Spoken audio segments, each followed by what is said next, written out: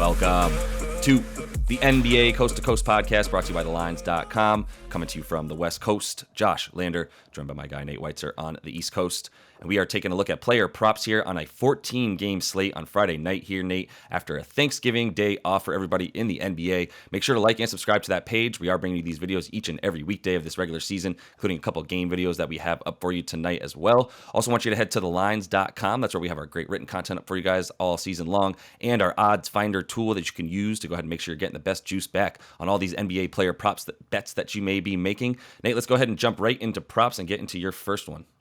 My guy, Ben Simmons, who coming off Tuesday's her incredible 11-7-11 performance. It's incredible for him. It's a double-double. It hit all the props we suggested in terms of rebounds, assists, and barely got over the points. And that was in a highly charged atmosphere. So you can at least trust that he's there. He was willing to go to the line. He went 3 for 6 at the line in Philly with the relentless booze. He was a -8 overall. I mean, because the Nets lost by 8, but it's just encouraging signs that he's actually playing like Ben Simmons. Of course, the next night at Toronto, he goes for just 14 and 6 dimes, and that's just a much tougher matchup than what we're talking about here. We're talking about the Indiana Pacers, who are a fun run-and-gun team, do protect the paint really well when Miles Turner's out there, for sure. But they're 8th in pace, so I again am targeting the peripheral stats for Simmons more than anything because he really doesn't want to be a scorer. You have to count on him getting dunks basically to score. So 6.5 assists I like, and I like combining it with the 13 with the rebounds to get 13.5 rebounds assists. But the juice is better on just the assists, and here's why. I think those are good. Indy is 26th in opponents' three-point shooting, and right now Brooklyn is spreading dudes out around Simmons whenever he's on the floor. They finally have Seth Curry back, who sat on the second leg of that back-to-back, but is looking better. Joe Harris looking much better after a year off. Royce O'Neal shooting 54% from 3 in his last 4 games. And Simmons is getting into the rhythm of the game again, where he can find those guys on time, on target. And that's where he's going to get his dimes here. And he's going to be asked to rebound, push the ball. They're going to box out for him to get it because he's the guy who pushes. So that's why in his last 4, he's averaging 7.5 boards and 7.5 assists to go along with the 15 points. So I don't hate the points or combining everything together or going for that double-double again. The juice is down to plus 270 instead of plus 480. But I just think, you're still getting value for the rebounds assists where he could get 10 of either, and he's probably going to fill up both. I don't think you need to worry too much about his poor line against Toronto. Nah, that was a somewhat disappointing line, I suppose. But I mean, the 14 points still, is encouraging. If he's gonna get, like I said, and we talked about last time, we talked about his props. Like, I think it's a matter of time before it gets closer to 14.5 on the season for Mr. Simmons. I think he still needs a few more weeks of putting up a few of those types of games.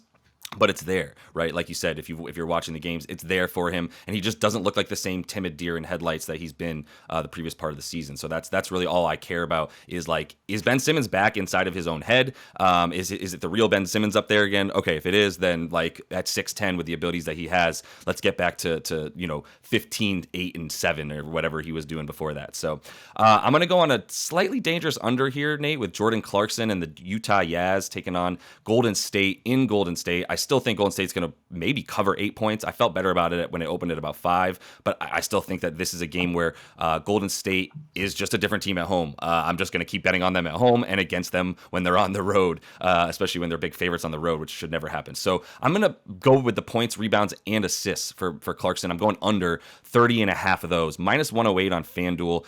His last 4 versus Golden State, 14 points a game, 3 boards, 2 assists, shooting 39% from the field, and importantly, 31% from 3 for him. He's much better at home, as you often expect from certain role players and your sort of spark plug like he is for them. 42% at home as opposed to 36% on the road there for him from the field, 44 and 40 from 3, right? So 44%, like still shooting pretty well on the road. I like the fact that Golden State's opposing three-point defense, while it is abysmal on the road, is very good to the tune of like the 3rd best at home right now, limiting teams in terms of the 3-point percentage percentage to like 30% from the field, from three at home, as opposed to 40%, which they're allowing on the road as Golden State. So they just actually play defense at home, which is a huge part of this. He hasn't been getting the assists or the rebounds either. For the season, he's averaging about 8 of those a game, which is what this is at about for this game. 20, like 8.5, 9 is his rebounds and assist total in this one. I like under that. I like what I've been seeing from the fact that like in the last 6 games or so, he has yet to get over 8 or actually even 7 rebounds and assists combined in that time frame. Still putting up a lot of points and putting up a lot of shots, and they're just really sort of going, all right, I guess it's the Jordan, when that offense stalls for the Jazz right now, it's really just, okay, Jordan Clarkson, chuck it up and find something for us as the best perimeter one-on-one player that we have. I don't like that recipe for him to continue getting points against this Warriors team tonight, so I'll go under with the points, rebounds, and assists.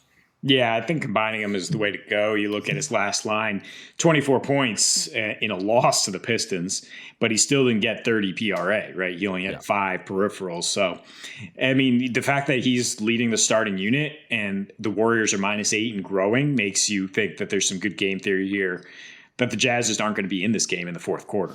And that in Colin Sexton in the starting lineup now with Conley out, you'd think they're going to give him a little bit more work after his surprisingly low usage early in the season. So maybe Clarkson doesn't get 25 shots, which is what he might need to get 25 points against a good defense. This next one is tricky. Anthony Davis is probable. LeBron James is probable, I guess. I mean, they both have props up as we speak here, close to noon Eastern. So, I mean, you can bet AD right now at 25.5 points, and if he doesn't play, you get your wager back. It's not a big deal. If LeBron doesn't play, you're getting like a great value. If LeBron was ruled out, AD would be like 27.5, 28.5 because he's averaging 35.5 his last 4 with no LeBron. He's looking like the AD of old, also getting 18 boards per game. And dominating defensively. So if you want to go with 37.5 points rebounds to get some juice there, it's not a bad call because the Spurs are just absolutely dreadful right now on offense. They missed 64 field goals when these teams met last week. So that's plenty of rebounding opportunities. A double-double in the win for Davis, plus 130. We definitely expect the Lakers to win this game. 30 points in a win, plus 275. Look at both of those. I mean, he's just scoring at such a high rate in the paint. And against the Spurs as well, they haven't had many answers. 31 points per game, 14 rebounds his last 5. Look, the usage and the points are going to go down with LeBron back. At least historically they do. But I think, like Josh said in the game video, this is, LeBron's starting to understand at his age, like this has to be Anthony Davis's team, at least for long spurts in the regular season. And so if LeBron's back, I wouldn't be surprised if it's more of just him continuing to feed Davis, whose field goal percentage is actually higher with LeBron out there because he's getting better looks because LeBron is setting him up. And I think we might actually continue to see him score at a high rate. Yeah, and in watching that game against the Phoenix Suns recently, AD had the 21 rebounds, and every one of them was just him above the crowd grabbing the board, and not even anybody on the Lakers really nearby because they're all just like, it's fine, AD's got it. And it's going to be even more of that tonight as he's going to be able to box out Jakob Poeltl and Keldon Johnson or Bates Diop at the same time. Like, nobody's worried about him being able to box out 2 dudes with Poeltl, the turnstile, playing down low for them. Yeah, I love the rebounds. It's 11.5 on DK, but it's minus 120.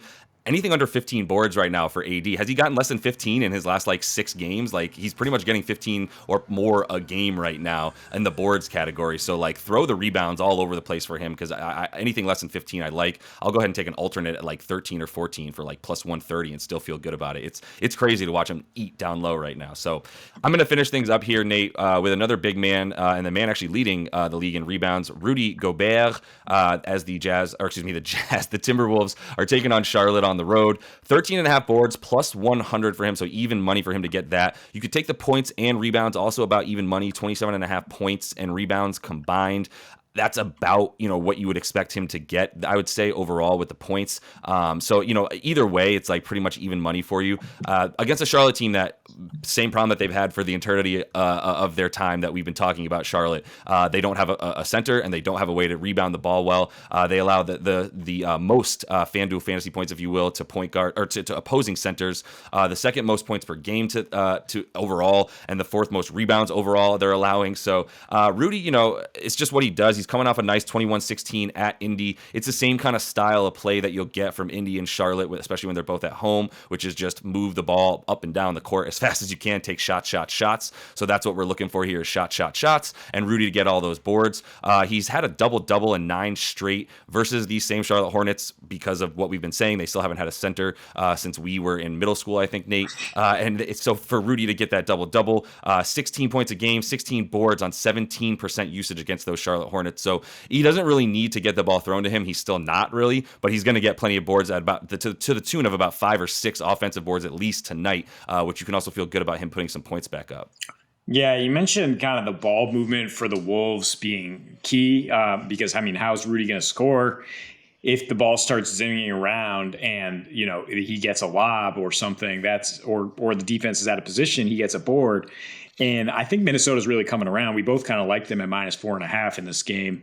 They're coming off a 14-point win where they had 31 assists, where D'Lo had 12, where Cat had 8. So they're starting to kind of figure out their spacing with Rudy, and that got him going for that 21 points. So I think it's a great time to pounce on him getting that double-double and a win for sure.